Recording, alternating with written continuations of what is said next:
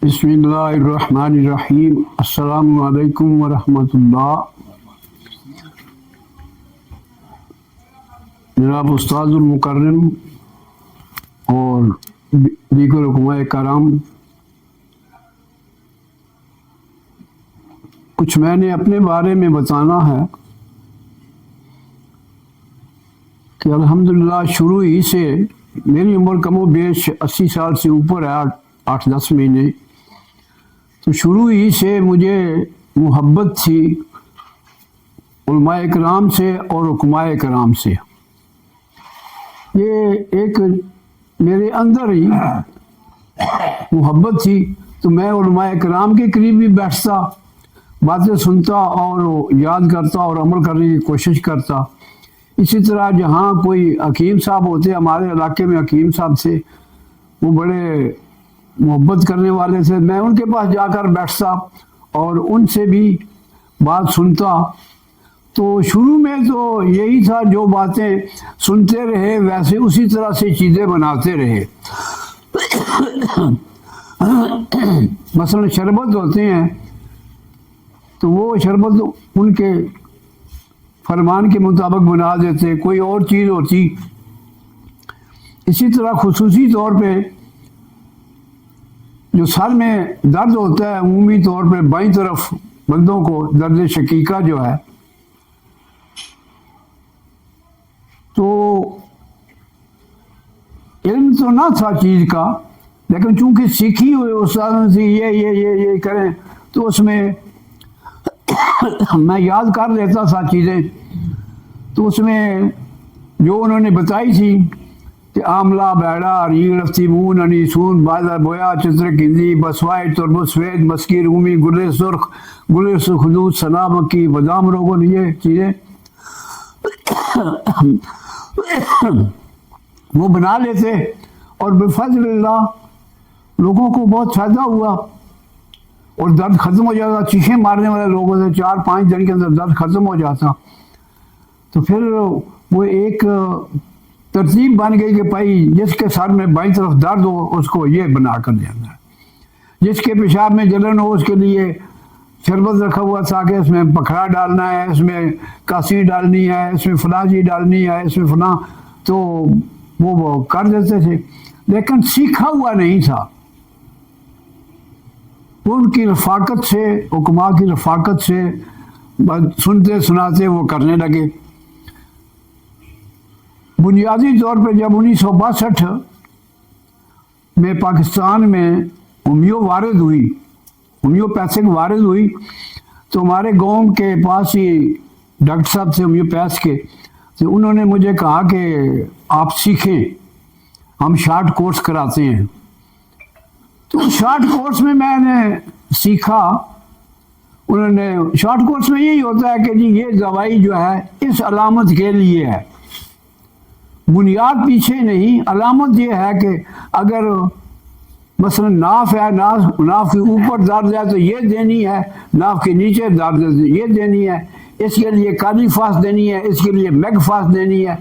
तो इस तरीके से, लेकिन होम्योपैथी को मैंने अडॉप्ट नहीं किया। वो कहते रहते थे, लेकिन वो जो कुछ सीखा लेकिन इत्मीनान नहीं था। फिर 1968 में बायोकेमिक के डॉक्टर थे, दोस्त थे, वो कहते हैं जी कि ये बहुत खूबसूरत इलाज है, इतने नमकियात हैं जी, आप सीख लें, जिस नमक की कमी हो जी तो उसके ये अलामात होती हैं, उसको दें। वो सीखा, लेकिन फिर बाद अलामत की थी कि जी ये अलामत हो तो उसको पीछे खराबी क्या है, खराबी की नहीं, अलामत की दवाई देनी है। फिर तबीयत में बात न बनी, तो फिर चलते चलाते जो कुछ कर रहा था वो तो मैं ऐसे ही कर रहा था सारा कुछ। तो मैं अपने बुजुर्गों के पास बैठ हुआ, तो उनको पता लगा कि ये हैदरजमान हकीम है, हिकमत करता है। तो उन्होंने पूछा, हाँ भाई हिकमत करते क्या करते हो? मैंने कहा जी मैं दवाइयाँ बनाता हूँ, हिकमत करता हूँ। कहते हैं कुछ सीखा भी है, पढ़ा है, कॉलेज में गए हो कहीं? मैं कहा नहीं पढ़ा तो नहीं है जी, बस ये उस्ताद दायम उस्ताद के पास बैठ कर जो है ना जी تو انہوں نے مجھے فرمایا اس طرح سے علاج کرنا حرام ہے، اگر آپ باقاعدہ سیکھیں گے نہیں تو اس طرح سے علاج نہیں ہوتا، سیکھیں آپ۔ پھر ان کے فرمان کے مطابق پھر میں نے 4 سال کورس کیا طب یونانی کا، لیکن اس کورس کرنے کے باوجود اس میں یہی ہے کہ کتنی ہڈیاں ہیں، کتنی فلاں ہیں، کتنے جوڑ میں ایسے ہے، فلاں چیز ہے، فلاں چیز ہے، کوئی بات نہ بنی سمجھنے کی۔ 4 سال کورس کرنے کے بعد پاس بھی کر لیا میں، باقیوں سے میرے نمبر بھی زائد تھے، اچھا تھا، استادوں کی بھی شفقت تھی، سوالات بھی استادوں سے بڑے ہوتے تھے، لیکن وہ اپنی اندر کی جو بات تھی نا جی وہ نہیں بن رہی تھی، کہ حقیقت جو ہے واشگاف نہیں ہو رہی تھی۔ وہ آ کر استاد المکرم کی خدمت میں واشگاف ہوئی اور اطمینان آ گیا کہ بھائی اصول و ضوابط علاج کے یہ ہیں، اس طریقے سے نبض کی کوئی سمجھ نہیں تھی، بس یاد کیے ہوئے تھے کہ یہ ایسے ہو ایسے ہو، ویسے نبض کی سمجھ نہیں تھی۔ لیکن استادوں کے پاس آ کر الحمدللہ نبض بھی سیکھی، اب بھی تو اتنے قابل نہیں، لیکن الحمدللہ 70 سے 80% جو ہے خود اعتمادی ہے کہ یہ ہاں یہ بالکل ایسے ہے۔ کارورے کی بھی استادوں نے جو سمجھائی چیز اس طریقے سے علاج شروع کیا، تو پھر اس طریقے سے فوائد جلدی ہونے لگ گئے۔ پہلے ایک بندے کو دوائی بنا کر دیا جیسے ممکن 6 مہینے 7 مہینے 8 مہینے کھاتا رہتا تھا، تو کبھی کوئی آ جاتا تھا جی کچھ فائدہ ہو گیا کچھ نہیں ہوا۔ لیکن اب جو دوائی دیتے ہیں اصول و ضوابط کے مطابق کہ کارورا جو ہے کیسے لینا ہے، یہ چیزیں صبح سے لے کر شام تک جو ہے ان کی پرہیز کی جائے، اور پرہیز کے ساتھ اس طرح سے سونے کو پانی نہ پیا جائے، پیشاب کا کر کے سو جایا جائے، 5-6 گھنٹے جو ہے نیند کی جائے سکون کے ساتھ، صبح اٹھ کر پہلا کارورا جو ہے وہ شفاف سفید باٹل میں کر کے اس کو دیکھا جائے۔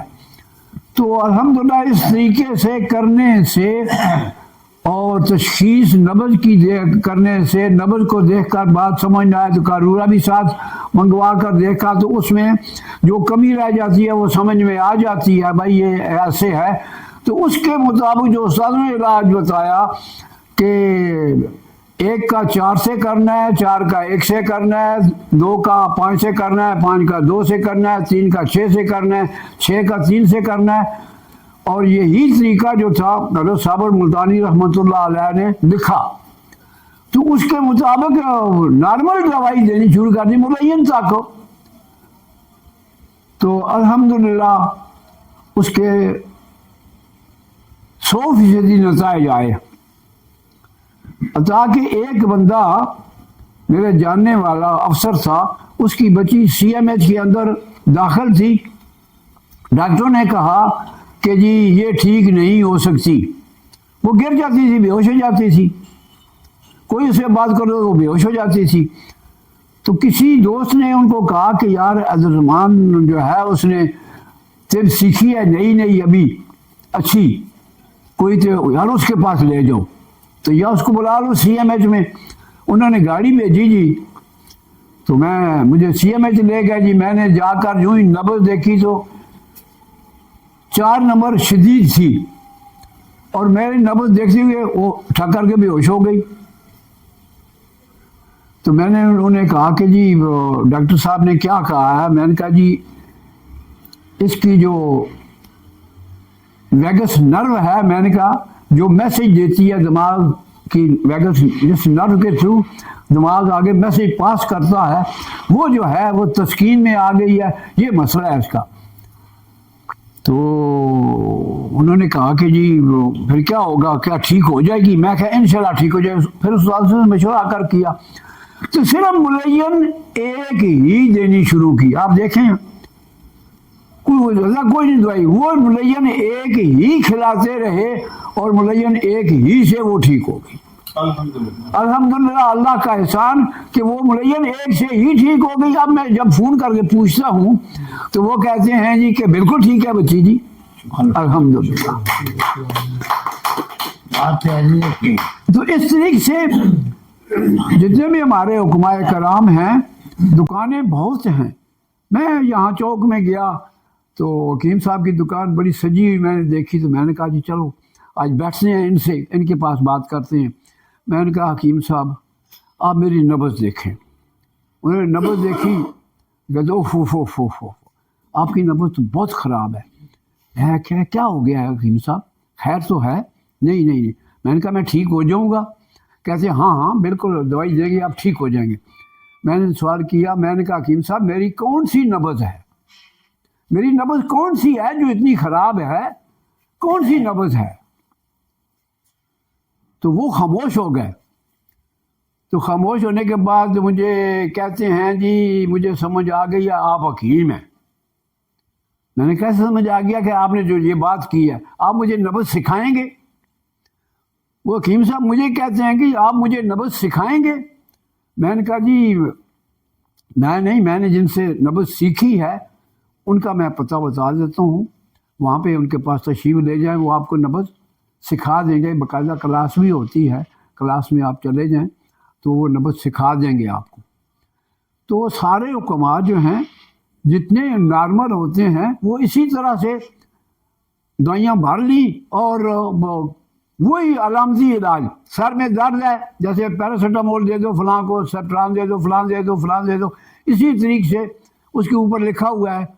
एक बंदा आया मेरे पास जी कि हकीम साहब आपके इधर बाहर हैं तो आप मेरी बीवी को बुखार है तो आप मुझे दवाई दे दें। मैंने कहा जी इसको घर में दवाई होगी, इधर तो दवाई नहीं है, फिर आप मुझे बता दें कौन सी दवाई दूँ उसको।